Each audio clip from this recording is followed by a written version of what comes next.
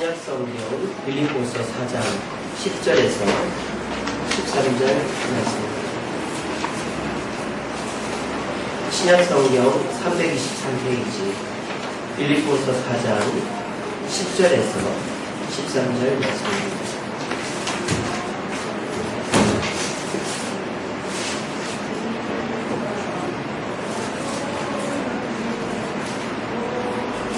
같이 읽겠습니다.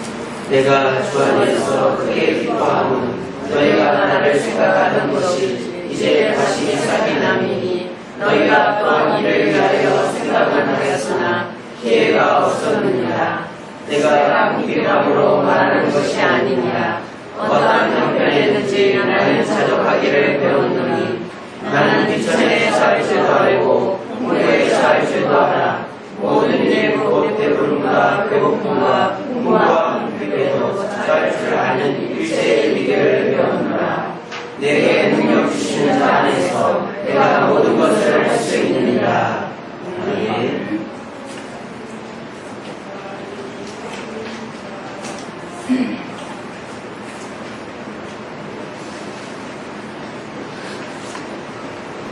오늘 이 시간은 자족과 누림이라는 제목으로 말씀의 은혜를 잠시 나누겠습니다. 앞에 보시면은 통계가 하나 나오는데요. 어떤 통계일까요? 기업이라는 말이 나오는 거 보니까 경제 관련한 통계인 것 같습니다. 이 통계는 대졸 신입사원들이 1년 만에 회사를 그만두는 통계입니다. 300명 미만 중소기업은 32.5%가 1년을 못 채우고 그만두고 30명 이상 중대기업은 9.4%만 그만둔다라는 통계이죠. 저는 이거를 신문으로 보면서 깜짝 놀랐어요. 왜냐? 요즘 같은 불경기에 취업되는 게 어딘데 왜 저렇게 많이 그만둘까? 4명 중에, 그러니까 10명 중에 3명은 그만둔다는 얘기 아닙니까? 왜 저렇게 그만둘까? 지금 우리나라 청년 실업률이 10%입니다. 사상 최대입니다. 10명 중에 1명은 놀고 있는데 어떻게 취직을 했는데 1년 만에 저렇게 회사를 그만둘까? 이제 그 이유를 보니까 이유가 이래요. 첫 번째는 조직이나 직무에 적응하지 못해서 43.8%, 그리고 또 다른 기회를 위해서 공무원 준비를 한다든지 진학을 위해서 그만두는 경우가 40.6%, 그리고 월급이라든지 근무 환경에 대한 불만 때문에가 15.6%로 나왔습니다. 그러니까 이 세 가지를 다 조합해보면 뭡니까? 만족스럽지 못해서라는 거죠. 회사를 취업하기 위해서 열심히 준비를 했는데 막상 그 회사에 들어가 보니까 조직사회에 적응하기도 힘들고 내가 생각했던 직장이 아니고 월급도 받지 않으니까 이럴 바에야 그만두자. 그래서 이 그만두는 사람들이 주로 언제 그만두느냐? 회사 취업 시즌에 그만둔다는 거예요. 연말쯤 돼서 그만두는 거죠. 그렇게 해서 또 다른 직장을 알아보고 또 다니다 또 다르게 알아보고 이러는 청년들이 많다는 거예요. 그러다 결국 어떻게 될까요? 전에 다니던 직장보다 더 못한 직장을 꾸역꾸역 다니는 청년들이 생겨난다는 겁니다.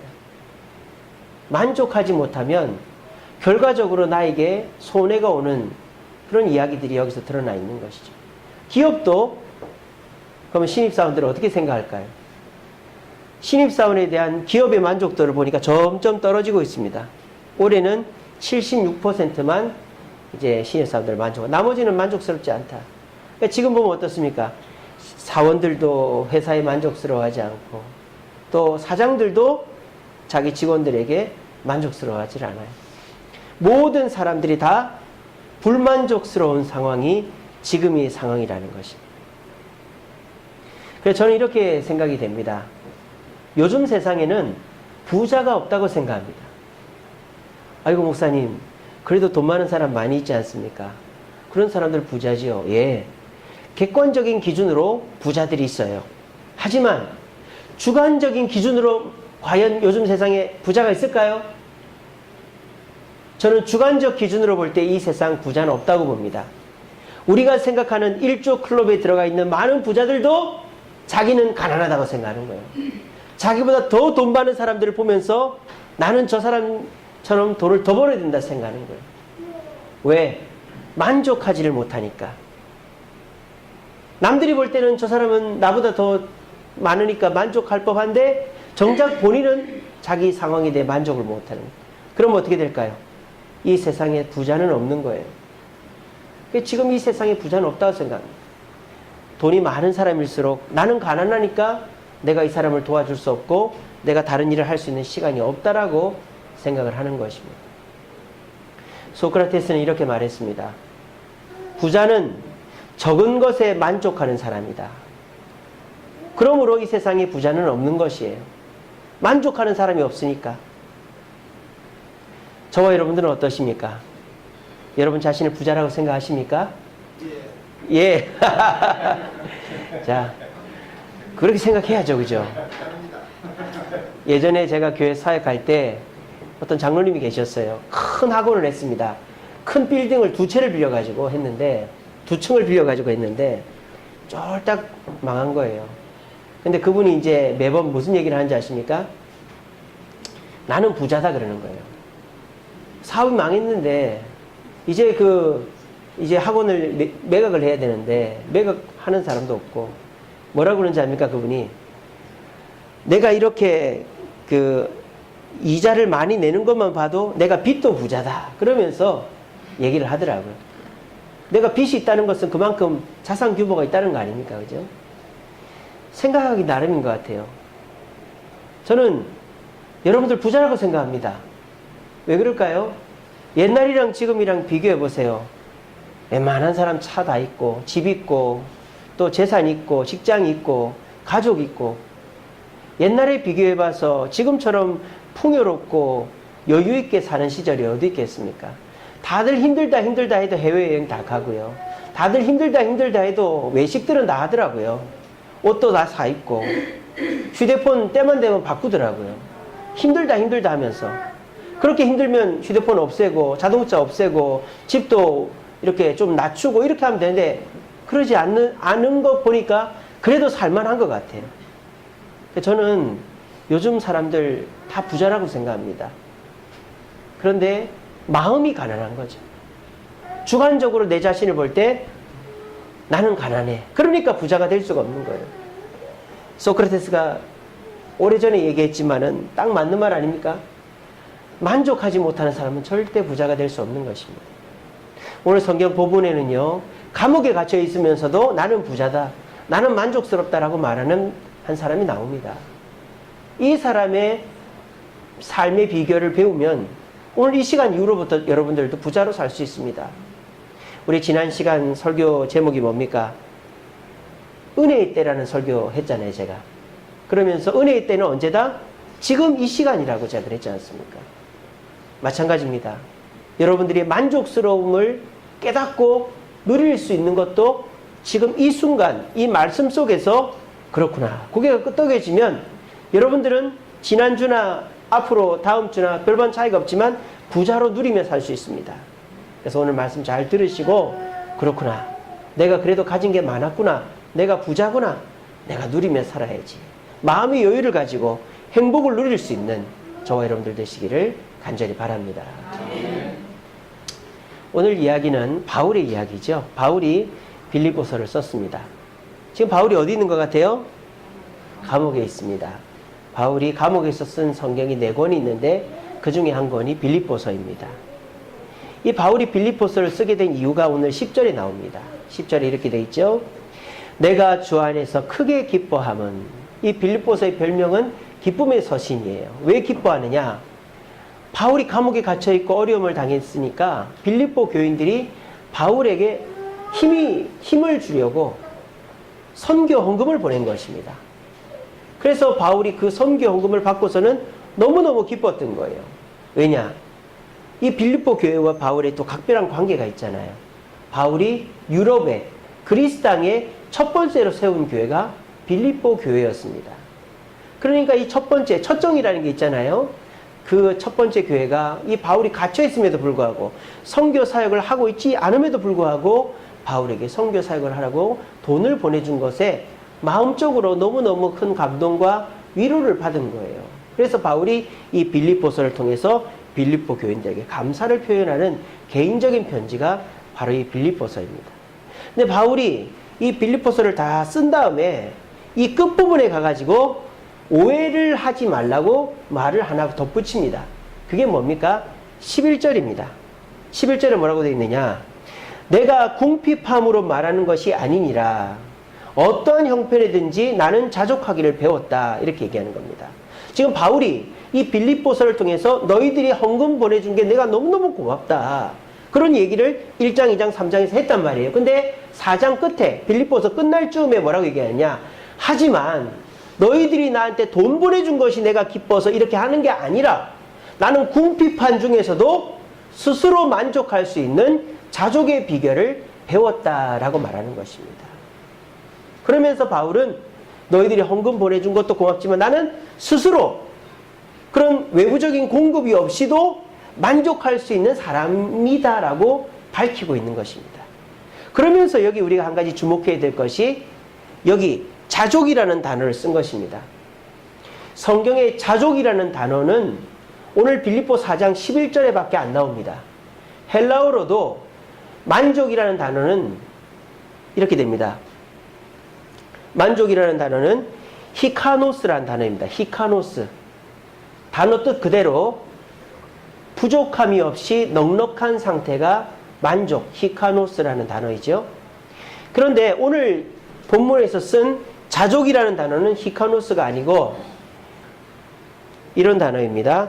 아우탈케스라는 단어입니다. 아우탈케스. 이 뜻이 조금 다른데요. 아우탈케스는 솟아나는 만족.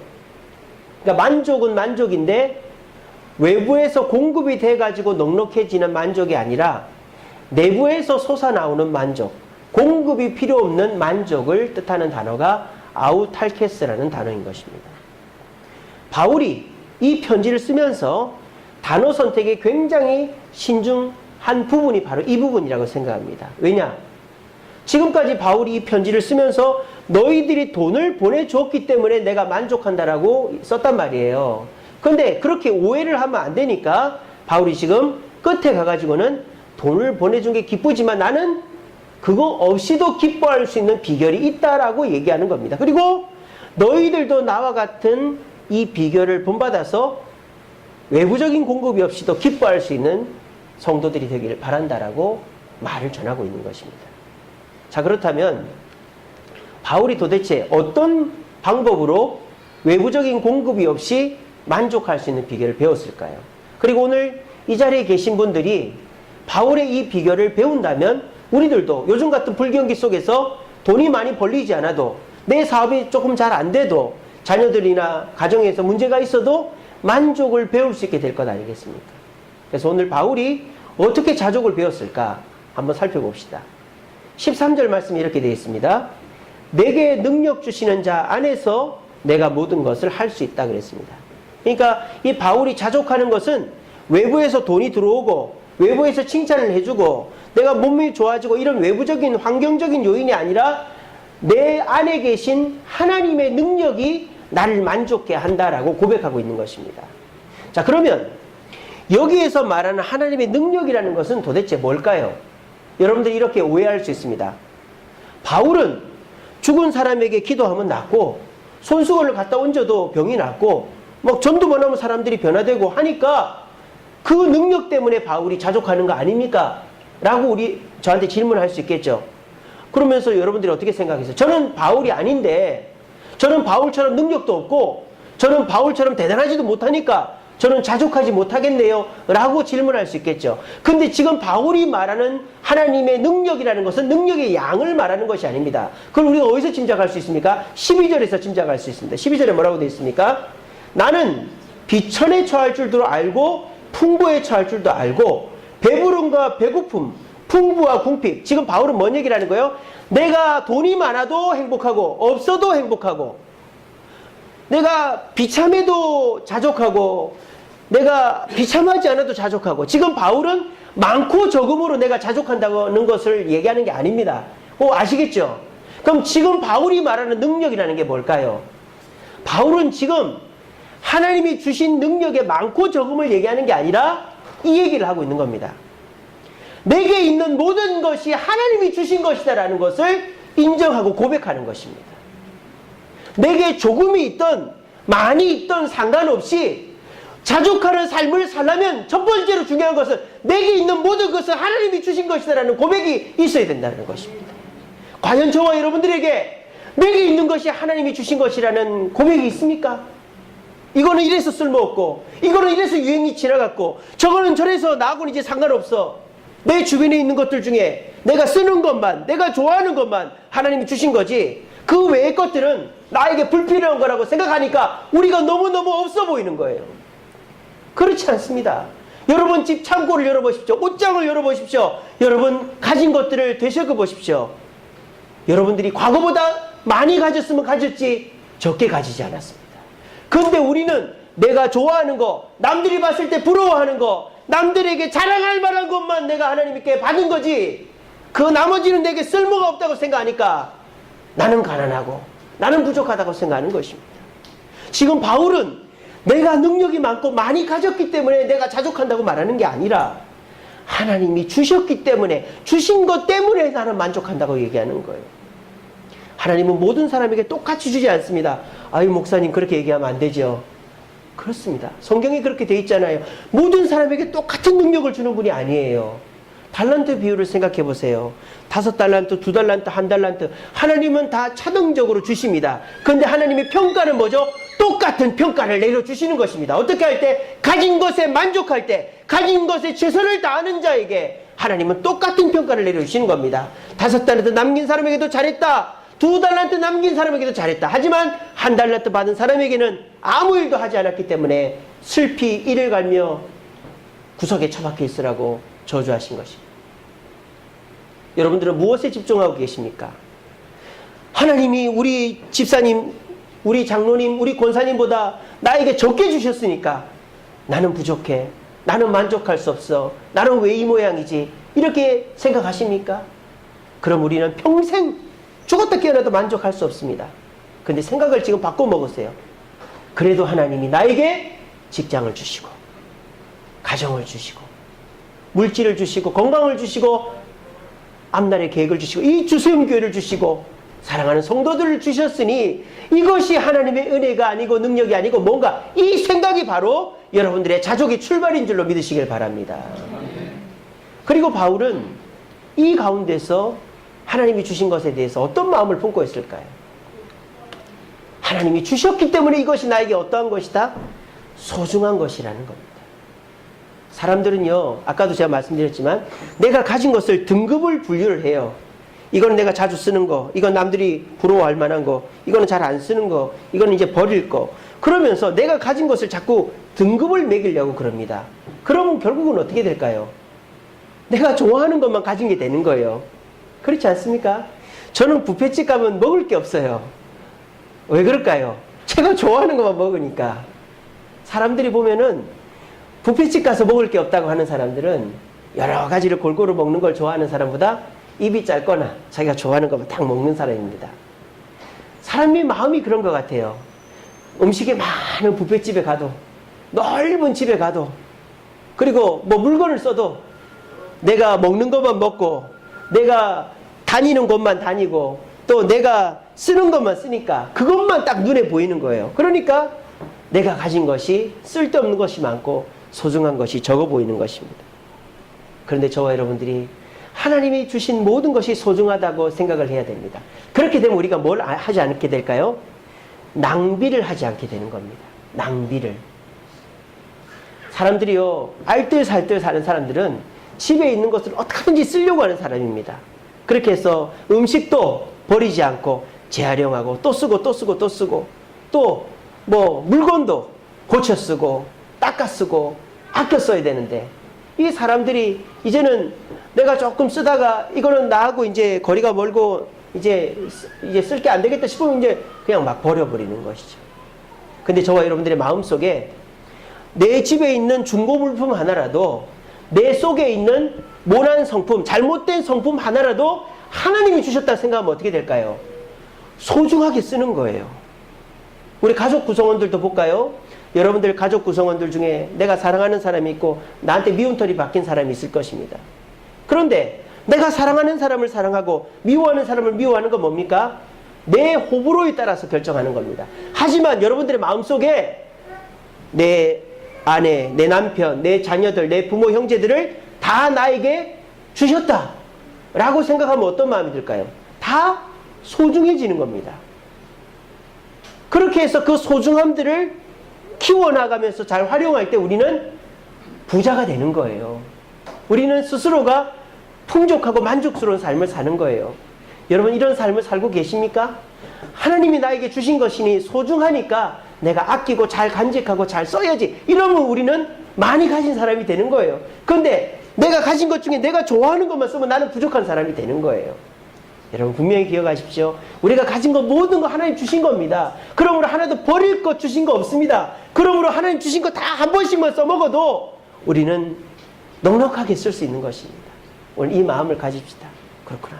내 모든 것 하나님이 주셨으니 이것들을 어떻게든지 잘 활용해서 내 모난 성품까지도 내가 불필요하다고 생각하는 것까지도 하나님이 주신 거니까 귀중하게 사용하여서 우리 모두 부자로 풍성하게 만족스러운 삶을 살 수 있게 되기를 간절히 바랍니다.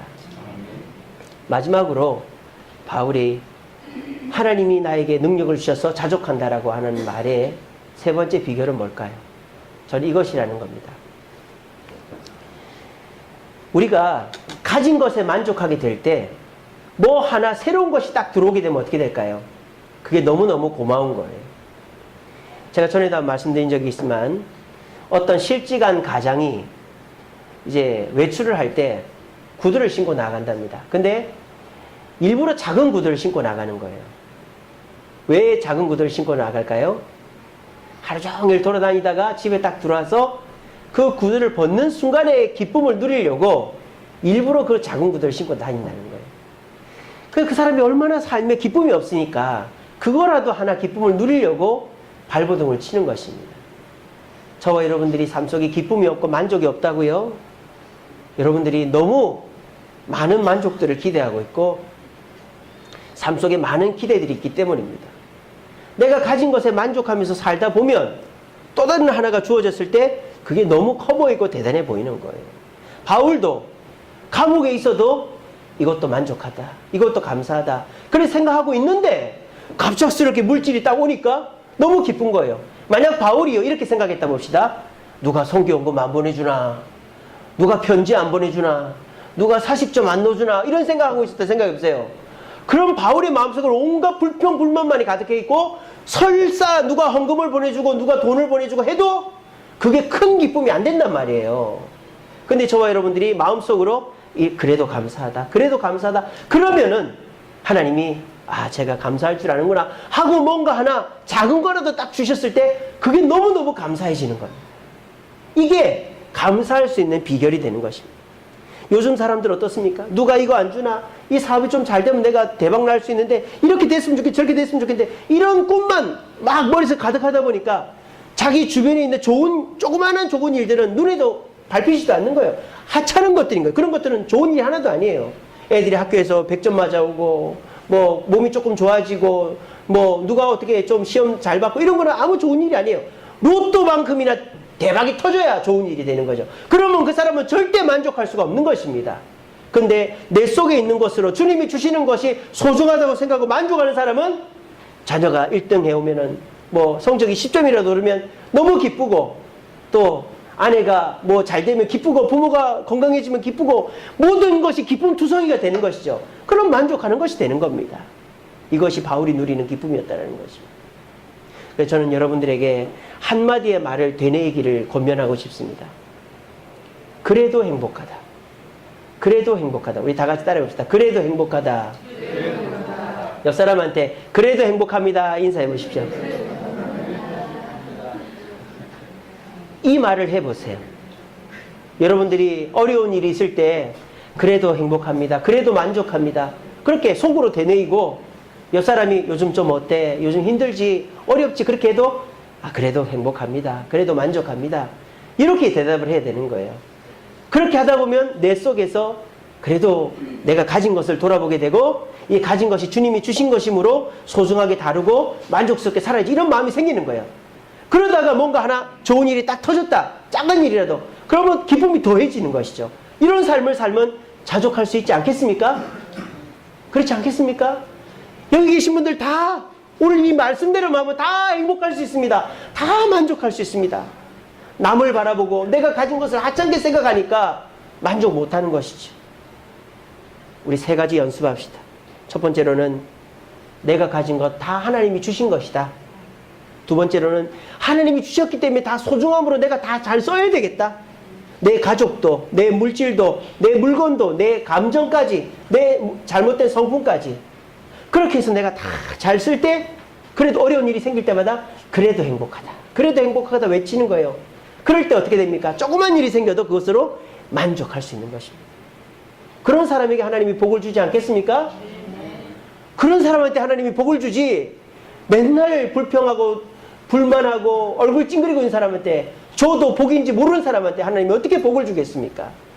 오늘 이 시간의 말씀처럼 그래도 행복하다, 그래도 감사하다, 그래도 만족하다 이러는 사람에게 조그만한 복들, 감사의 제목들을 주시고 그것을 통해서 만족함으로 여러분들은 세상 사람들 다 죽을 상이어도 기뻐하며 살아갈 수 있는 것입니다. 오늘 이 말씀 꼭 기억하시고 우리 주님의 뜻대로 하나님이 모든 걸 주셨다. 또 이것은 다 소중한 것이다. 그래서 이것으로 만족하고 그래도 행복하다 고백하심으로 바울처럼 자족의 비결을 배워서 모든 것에 만족할 수 있는 저와 여러분들 되시기를 간절히 바랍니다. 말씀을 맺겠습니다. 요즘 얘기를 하나 할까 합니다. 자, 여기가 어디죠? 카페베네. 아주 유명한 커피숍이죠. 요즘 카페베네 어떻게 된지 아십니까? 회사 망했습니다. 사모펀드로 넘어갔어요. 여기 우리 교회 길 건너편에 아주 목 좋은데 카페베네 있었던 거 기억나시죠? 지금 뭐로 바뀌었어요? 지금 SK텔레콤 휴대폰 가게로 바뀌었어요. 제가 그걸 보고 하도 이상해가지고 검색을 좀 해봤어요. 아니 저렇게 목 좋은 데 있는 가게가 왜 망했을까? 검색을 해보니까 카페베네가 망했어요. 실적이 뚝뚝 떨어져가지고 2014년도에 마이너스 21.9%. 카페베네가 2008년도에 생겼대요. 그리고 2011년도에는 스타벅스를 뛰어넘었었답니다. 그리고 2013년도에는 우리나라의 매장이 1000개가 넘었고 미국하고 중국까지도 진출을 했대요. 그런데 2014년도에 본사가 팔렸습니다. 실적이 안 좋아가지고 강남 본사가 팔리고 올해 2016년도에 카페베네가 사모펀드로 넘어갔습니다. 그리고 창업주가 그만두고 전문 경영인이 들어왔어요. 그리고 회사 간판이 요거에서 이제 요거로 다 바뀌게 된답니다. 요거로. 카페베네 장사 잘 되는데 저기 건대 입구점에 가면은 24시 하는 데 있어요. 거기 가면은 사람들 엄청 많아요. 학생들이 밤새 거기서 공부합니다. 그런데 왜 카페베네가 망했을까? 의아스럽잖아요. 카페베네가 장사가 안 돼서 망한 게 아닙니다. 요것들 때문에 망한 거예요. 카페베네 사장이 욕심을 부린 겁니다. 블랙스미스, 이탈리안 음식점입니다. 파스타 요리점인데요. 스파게티, 그 다음에 파스타, 피자. 요거를 이 사람이 또 열은 거예요. 디셈버 24, 여성용품점입니다. 혹시 아시는 분 계십니까? 화장품도 팔고 여성용품 주로 파는 데입니다. 마인츠돔, 빵집입니다. 요즘에 우리 파리바게츠라든지 뚜레쥬르 빵집이 잘 되니까 이 사람이 빵집에도 손을 댄 거예요. 이 세 개가 쫄딱 망한 거예요. 카페베네는 돈을 잘 벌었는데 요거 시작해가지고 쫄딱 망해가지고 카페베네가 망한 것입니다. 우리가 볼 때 이 카페베네 사장이 책도 쓰고 방송에도 나오고 성공한 사람으로 나왔어요. 근데 2013년도 그렇게 성공했는데 3년 만에 쫄딱 망한 사람 된 거예요. 회사도 없어요. 왜 그럴까요? 마음속에 뭐가 없어서? 만족이 없어서.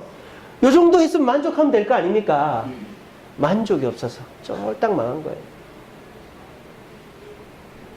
여기 우리 길 건너편에 보면 서북면옥이라고 있습니다. 점심때 가보면 줄을 서 있어요. 번호표 뽑고 기다립니다. 우리 생각에는 가게 좀 늘리면 될 텐데 절대 안 늘립니다.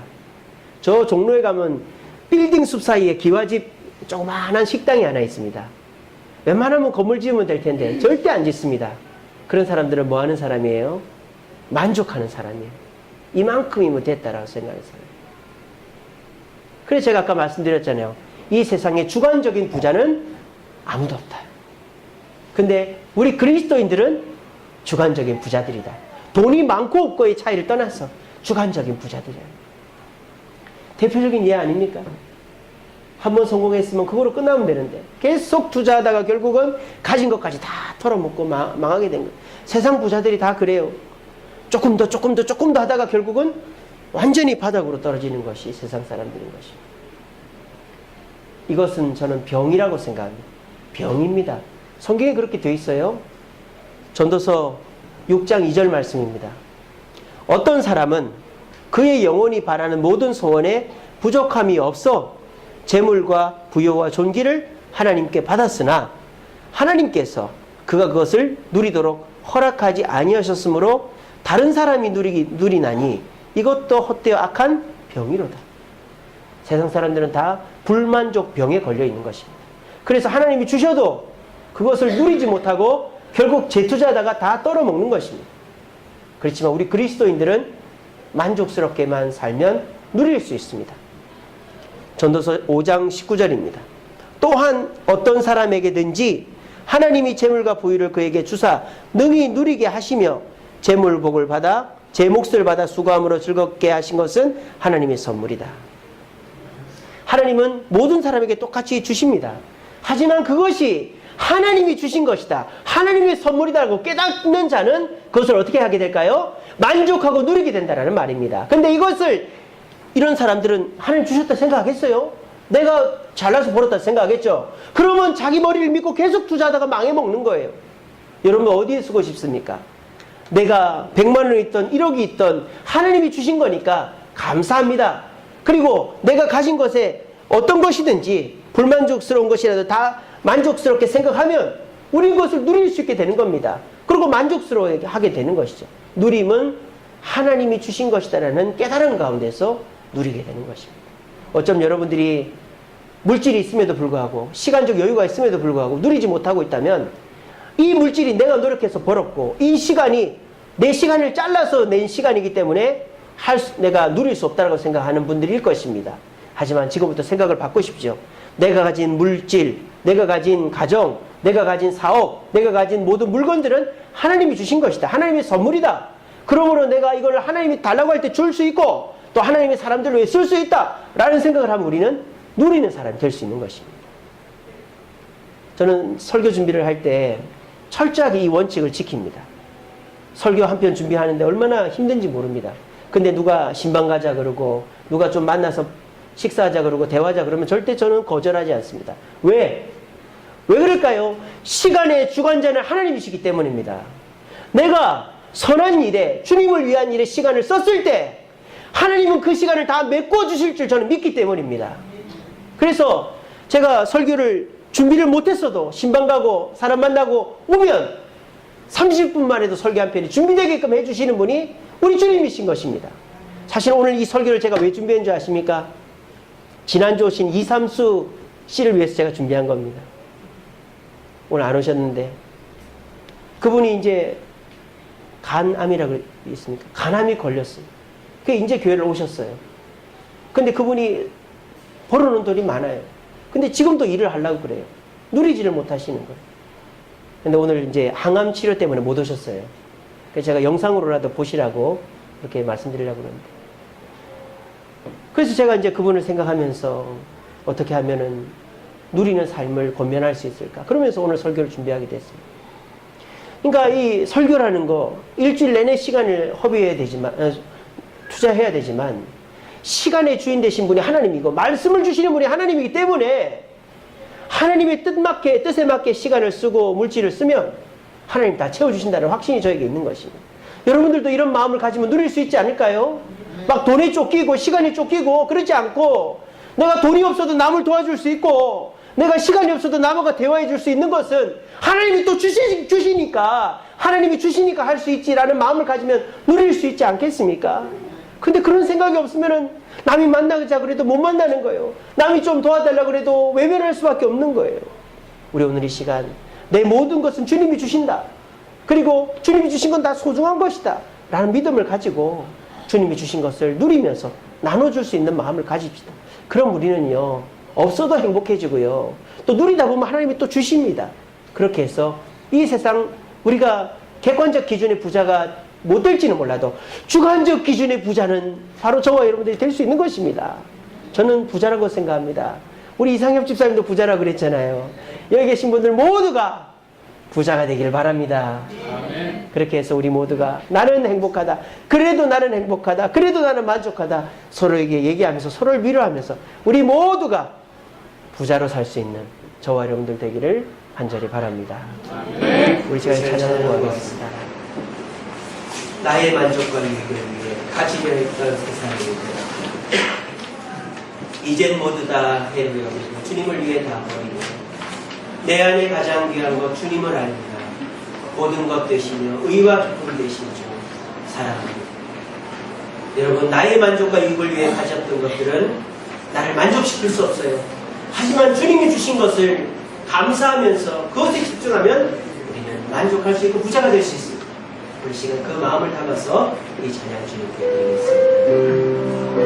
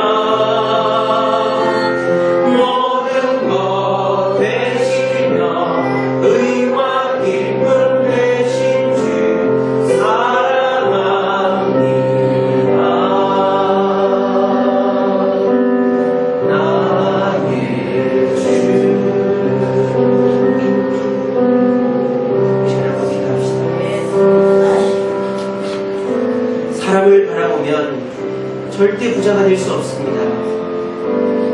저 사람은 저렇고 이 사람은 저런데 나는 왜 이런가? 이러면 우리는 아무리 돈이 많아져도 부자가 될 수 없습니다. 하지만 내 안에 계신 주님께서 내게 지금도 주시고 계시고 그 주신 것이 모두 소중하다는 믿음 가운데서 주신 것을 감사할 때 우리는 만족할 수 있습니다. 그리고 그래도 행복하다 고백할 때 주 주어지는 작은 것에 큰 기쁨을 누리게 되는 것입니다. 그러므로 저와 여러분들은 지금 이 순간부터 부자가 될 수 있습니다. 이 시간 기도합시다. 주님, 바울처럼 자족하는 비결을 이 시간 들었습니다. 모든 것 주님이 주셨고 그것에 만족하며 살아갈 때, 그래도 행복하다 고백할 때 우리는 자족할 수 있다는 사실을 배웠습니다. 주님이 배운 것들을 실천하여서 그래도 행복하고 그래도 만족하고 그래도 기뻐하며 살 수 있는 우리의 이번 주일부터의 삶이 되게 해달라고 우리 다 같이 말씀을 기억하며 기도하겠습니다. 사랑해 주님 감사합니다. 오늘도 귀한 말씀 주시니 감사합니다. 우리에게 함께하신 주님 귀한 깨달음 주시니 감사합니다. 사람들을 바라보고 나보다 더 대단한 사람들을 바라볼 때 결코 만족할 수 없고 기뻐할 수 없음을 바라고 있습니다. 하지만 우리 주님께서 주신 것이 작든 크든 우리 주님께서 주셨고 우리가 주신 것은 모두 소중한 것이고 그것을 기뻐하며 만족할 주님이 작은 것을 주셔도 우리에게 큰 배움을 주어줄 줄 믿습니다. 아버지는 우리에게 자족의 비결을 배우게 하여 주옵소서. 가복이와 제스도 자족했던 사도바울의 비결을 우리도 배우기를 원합니다. 그래서 우리 삶 속에 남과 비교해서 기뻐하는 것이 아니라 내 자신을 바라볼 때 나를 주님이 주심으로 기뻐하고 부자고 행복한 사람인 걸 깨닫고 스스로 누림으로 기뻐하며 만족할 수 있는 삶을 할 수 있게 하여 주옵소서. 시간도 물질